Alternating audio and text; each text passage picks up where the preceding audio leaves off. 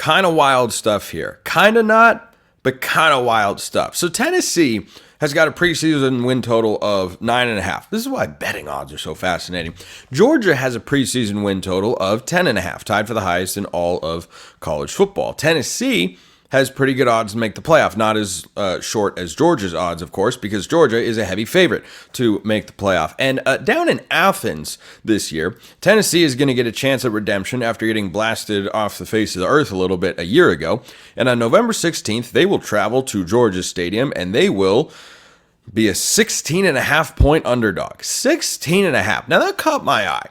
That caught my eye because it felt a little disrespectful to Tennessee. It really, really did. Because I think Tennessee is actually going to be better at quarterback this year. I was not a big Joe Milton fan. I don't think their team ever clicked entirely a season ago, and that was on full display when they played back-to-back games against Georgia and Missouri, and the combined score in that game was, well, why don't we just say a lot to a very, very little. But Tennessee going into this year, this is a team that's got SEC title aspirations. This is a team that wants to push for a playoff spot, which I'll get to in a moment. And here they are on the road against Georgia. This line can change if Tennessee proves, look at the early portion of Tennessee's schedule. They have that marquee game against NC State that is in Charlotte, neutral site in the Duke's Mayo Classic. That's one of the biggest games on their schedule. That game at Oklahoma, that's going to be an important game. Hosting Alabama on October 19th. All these games get played before Georgia. So if you go 3-0 in those games and you haven't lost a single other one and you look pretty impressive doing it, maybe the line tightens up a little bit. Still, at the outset, glancing at where these teams are at, the off seasons they've had, the coaching staffs and everything, I did not expect that would be a line of 16.5. And a big reason why is because in week 1, you've got a line on Clemson and Georgia. And that game is in Atlanta, so not technically Athens, but it's a home game for Georgia. Come on now. That's minus 13.5. Do you have as high hopes for Tennessee as you do Clemson this year? Maybe. Some people do. If you put Tennessee, just ask yourself this question. If you put Tennessee into the ACC, into Clemson's position, would you consider them a conference title favorite? I would. They'd be one of the top 2 or 3. I'd probably put them a notch ahead of Clemson. Now, the advantage that Clemson has is something that I talk about regularly on the show. Head coach, offensive coordinator, quarterback, all 3 returning. Tennessee does not have that situation. They're working in a new guy. But I look at what Tennessee was last year, which was a mostly overrated team throughout the course of the year, and that played out when they went up against real teams. Now, they did have Alabama on the ropes, and then they kind of, Alabama put their foot down and said, no, we're not going to lose this football game. And they lost in Tuscaloosa. There's no shame there. But the back-to-back losses to Missouri and Georgia, I think, showcase what Tennessee was.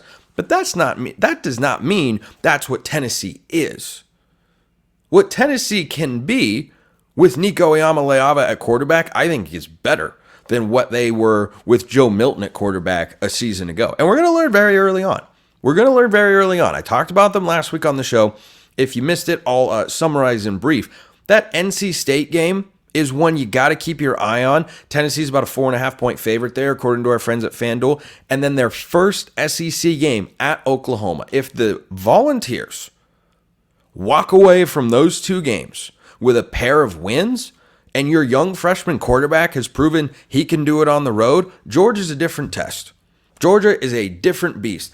I'm not trying to dispute that. I'm just saying 16.5 was a bigger number than I was anticipating, given what they've got with Clemson. Because at the very least, I would put Clemson and Tennessee in a similar tier of football teams going into this year.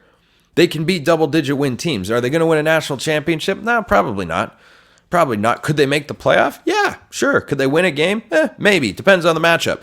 But they're not going to win the national championship, which, of course, brings me to the point I wanted to make about the playoff here. Vegas is telling you that they have no confidence and no belief whatsoever in teams that are really, really short odds teams to make the playoff. They have a great chance to do so. Their fan bases believe, rightfully so, that they could get to the playoff.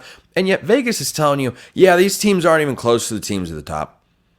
Now, injuries can happen. If Carson Beck goes down, I don't know that whoever's behind him has got as good a chance to be as productive as Carson Beck can be, because I think Carson Beck is one of the top 3 or 4 quarterbacks in all of college football. I mean, right now, if you ask me preseason Heisman pick, yeah, I'd really look at Carson Beck. I mean, Stetson Bennett got to the Heisman Trophy ceremony, and I think Carson Beck is a more talented version of Stetson Bennett in a couple of ways. He's certainly a more intriguing NFL prospect. But if Stetson Bennett can get there, yeah, Carson Beck can get there. But I thought about this from the Tennessee angle, and then I flipped it around in my head, and I thought about it from the Georgia angle. Is this how good Georgia really is? That's what Vegas thinks of them. And I'm incredibly high on Georgia. I have for a long time. Not making them the preseason number 1, I think would be pretty insane by AP voters whenever that poll does eventually come out. Joel Klatt had his preseason top 10 in the spring, and he did not have Georgia number 1. I thought that was pretty nuts, because Georgia to me is the best program in college football right now. And you have got to give me the team and the coach and the program that can go toe-to-toe with them consistently. I haven't seen it. Or I have seen it, and Nick Saban's not there anymore. I think Kalen DeBoer is a fantastic football coach. Right now, if you ask me to pick playoff teams, I'd probably put Alabama in just because Kalen DeBoer is there, and that guy shows up and wins quickly everywhere he has ever been. But Kirby Smart's the best coach in college football, and he's got the best program, and he may very well have the best team. They are deep everywhere. You look at their recruiting classes, transfer portal, it doesn't matter. It doesn't matter whatever your opinion of any individual player is. I don't know that you could go down on Georgia's schedule and definitively say they're going into that game with the worst roster, or they're going into that game with the worst quarterback, or they're going into that game with the worst head coach. Which matchup? Let me pull up Georgia's schedule right here, because I think there is legitimate value on them going over 10.5. I would lean that way. So Clemson. Do you have the better head coach? I don't think so, though Dabo Swinney is still capable. Do you have the better quarterback? I'll take Carson Beck, though I like Cade Klubnik. Do you have the better roster? That's going to be Georgia all the way. Then we're going to scroll down. Alabama. Yeah, not in year 1 under Kalen DeBoer am I going to give you the roster edge. Maybe I'll even give you a push at head coach, because I haven't seen Kalen DeBoer with an SEC program yet. And if Kirby Smart were up at Washington, would he win a national championship up there? It was a lot harder than winning at Alabama for sure. You go down Auburn, Mississippi State, Texas. Yeah, I'm going to lean Georgia there. Florida, Ole Miss. Oh, that could, yeah, maybe. Tennessee, UMass, poor UMass, and Georgia Tech. Which just of those 3 components, can you give me the team that definitively has 2 better than Georgia? I can. And I don't know that I can see them losing more than 1 game on this schedule. I'm going to start getting to predictions once the month of August rolls around. Records for, big college football teams and whatnot. I have a hard time not picking Georgia to go 11-0, 12 or 11-1, 12-0. Because the other factor you have to consider is a lot of the players on this year's team, not all of them certainly, were on last year's team, and they were a national championship caliber team. The playoff just wasn't expansive enough. Well, now it's there. I mean, if you have a 12-team playoff a season ago, who's sure that Georgia doesn't walk away national champions? I mean, Michigan was very good. I think Michigan-Georgia would have been a great game. I also saw that game a few years ago, and this Michigan team, better than that one, no doubt about it. I'm just saying, that extra level of motivation, that kind of chip off the old block. The best March Madness pick I've ever had in a bracket was North Carolina to win. It was 2017, was it? 2016? The year before, they had been knocked out by the Chris Jenkins Villanova buzzer beater. Team that came that close, that was good enough. They brought back their core, went and won a championship. Feels like Georgia could be doing that here. They absolutely could. So that line stood out to me. It shocked me a little.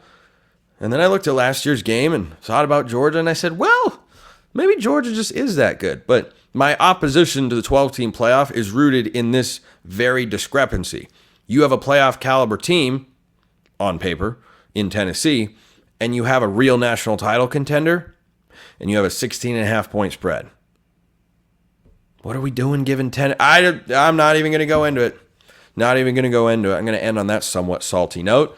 but sometimes that's the way the cookie crumbles. Appreciate everyone listening. I will see you next time, and until then, hope you have a wonderful rest of your day.